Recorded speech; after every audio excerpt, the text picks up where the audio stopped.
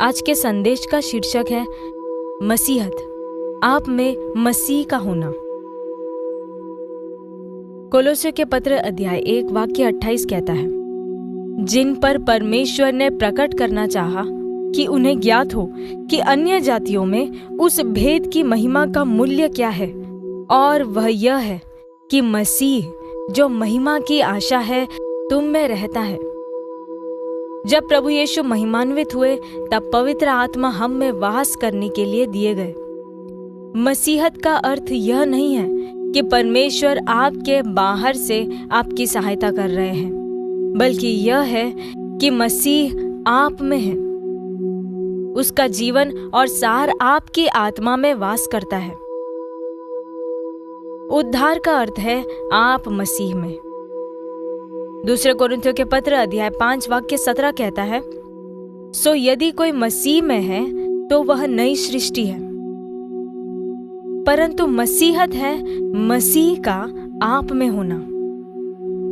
मसीह आपके दैनिक कामों में प्रकट होता हुआ, अपनी महिमा और चरित्र को प्रकट करता हुआ। प्रभु यीशु ने उनके अंदर पिता के विषय में बात की, मेरी ही प्रतीति करो कि मैं पिता में हूं और पिता मुझ में है, नहीं तो कामों के ही कारण मेरी प्रतीति करो। मैं तुमसे सच सच कहता हूं कि जो मुझ पर विश्वास रखता है, ये काम जो मैं करता हूं वह भी करेगा, वरन इनसे भी बड़े काम करेगा, क्योंकि मैं पिता के पास जाता हूं। यूहन्ना अध्याय 14 वाक्य 10 से 11। अब यह आपका जीवन है। पिता आप में रहते हैं। उनका जीवन, उपस्थिति, महिमा और सत्यनिष्ठा आपके द्वारा व्यक्त होती है। धर्म परमेश्वर को मनुष्य के बाहर रखता है, लेकिन मसीहियत उसे आप में जीवित करती है। मसीह आप में जीवित है। उसे अपना गीत, अपना मनन और अपनी चेतना बनने दे। मृत्यु, बीमारी, कमजोरी, निराशा, असफलता और उलझन का आपके जीवन में कोई स्थान नहीं है, क्योंकि आप में मसीह आपको दैव्य बनाता है। आप में मसीह का अर्थ है आप में विजय, आप में साहस, आप में बल।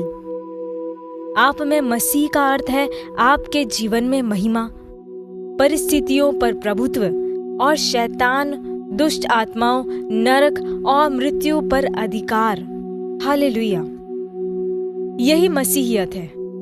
आपके अंदर से दैव्यता का प्रकटीकरण, परमेश्वर का धड़कता हुआ जीवन जो आप में प्रकट होता है और आपके द्वारा व्यक्त होता है।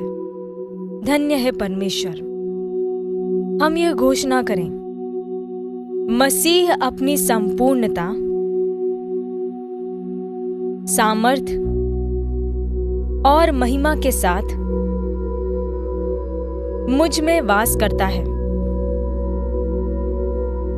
इसलिए मैं साहस, दैव्य बुद्धि,